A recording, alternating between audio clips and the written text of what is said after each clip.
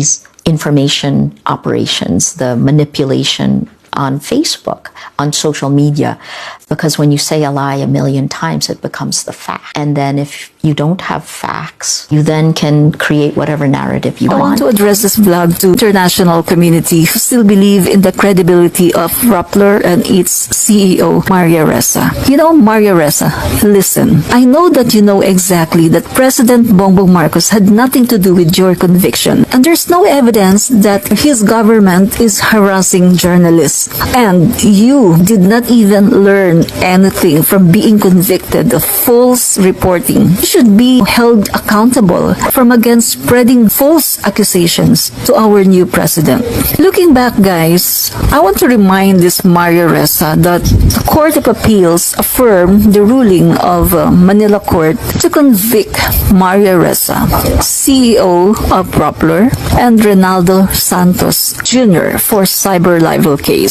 In a decision released on Friday, July 8, 2022, strengthened the ruling of Regional Trial Court against Maria Ressa and Santos. Court of Appeals lengthened the maximum prison time up to 6 years, 8 months, and 20 days. Maria Ressa, the convicted criminal, reacted to the Court of Appeals ruling, saying that democracy is dead in this country. In her post on Twitter, she said, and I quote, "Now we see the pattern of the Marcos administration harass and intimidate journalists, then replace them with propaganda bloggers, death by 1,000 cuts of PH Constitution and our democracy. We won't voluntarily give up the rights." See, she's again blaming others. Before, she blamed Duterte's administration, and now she's blaming our new president for her destiny. So let us fact check Maria Ressa's statement. Number 1, Maria Ressa, I want you to know that the cases that were filed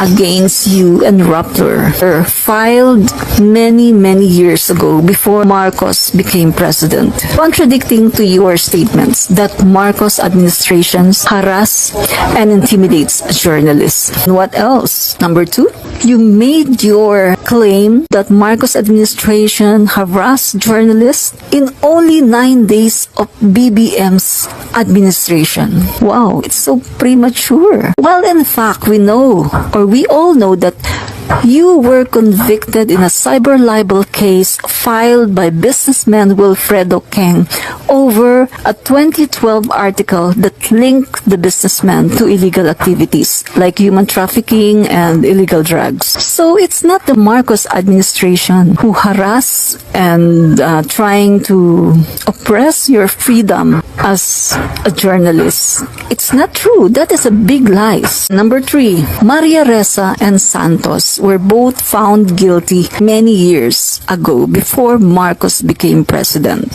As I've said earlier, on 2018, the Manila RTC found Maria Ressa and Santos both guilty of cyber libel, reiterating that press freedom is not absolute. So, in a 37-page decision by Judge Rainelda Estacio Montesa of Branch 46, sentenced Ressa and Santos to a maximum prison of 6 years of violation of Republic Act 10175 or the Cyber Crime Prevention Act.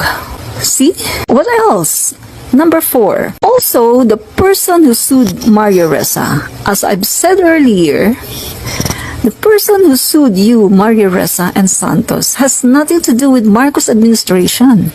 Wilfredo Keng has no involvement with Marcos administration, and also the judges who made the rulings were not even appointed by President Bongbong Marcos. It's very clear that her allegations and accusations are not true. They're all lies and propaganda. Number 5. In a decision written by Associate Justice Roberto P. Quirog, the Court of Appeals said that Maria Ressa and Ronaldo Santos should have been more circumspect in what they publish because their words reverberate. See? So that's the reason they were convicted of cyber libel. Number 6, there's no blogger that has been appointed as a replacement of a journalist by the president. So this is another lies of Maria Ressa. Lies that Marcos administration harass and intimidate journalists and will replace them to bloggers and vloggers. Well, in fact, PBBM administration will not replace the journalists, but they will only considering bloggers as part of media. See? So Maria Ressa is a big liar. You know what? It's really true that what makes Maria Ressa get that award of a Nobel Prize is because of telling lies. She got that award because of telling lies and distorting facts. So that's the truth. She distorts information. She distorts facts by lying. And Maria Ressa's lawyer is Ted Te. And we all know that Ted Te is a loser. I think, if I'm not mistaken, way back many years ago, one of his client, Chagaray, was sentenced to death because he lost the case. So that is the credibility of Ted Te. So Maria Ressa, next time, if you have a case, you better hire a lawyer who is better than Ted Te, so you will not lose the case. So what else, guys?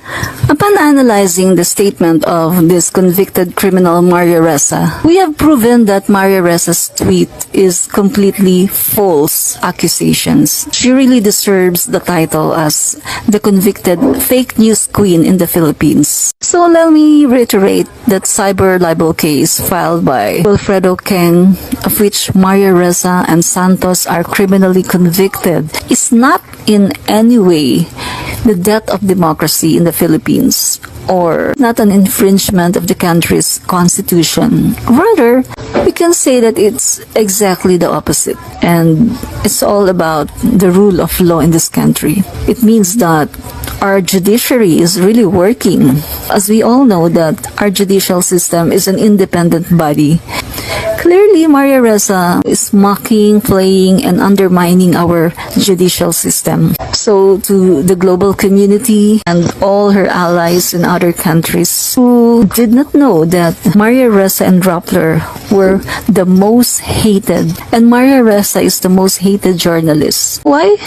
Because it's very clear that Maria Ressa and RAPPLER are the true bearer of false information and fake news. And that conviction of Maria Ressa and Ronaldo Santos, not in whatsoever way an issue of suppression of press freedom, but rather it's an issue of bad, irresponsible journalism and fake news. So what I can say now is Maria Ressa forgotten the job of a good and respectable journalist to report the truth and facts of a certain issue and not to invent, to distort stories without any iota of truth. The Court of Appeals affirmation of the Manila Regional Trial Court, or RTC Branch 46 ruling, has proven that no one and no entity is above the law and the Constitution. The court decision serves as a reminder that there's no such thing as absolute freedom of the press, and when the holder of that freedom violates the Constitution, guaranteed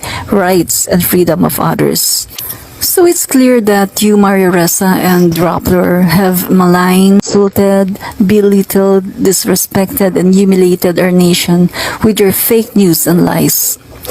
And yet, Maria Ressa acted as if she's better than our president and the rest of us Filipinos.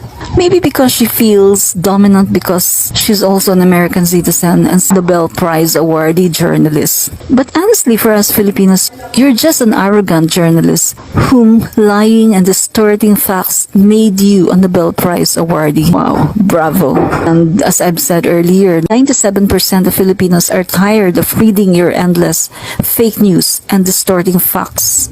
And I'm one of 31.6 million Filipinos who believe that you serve the interests of oligarchs. You're not working for press freedom, but you're working for money. You are supported by international entities and even by the CIA. You can't deny that. Look, now, 93% of Filipinos are very happy and everyone is celebrating your verdict. Thanks for watching, guys, and Just remember, and please always remember, that the free press is a fundamental to a democratic society.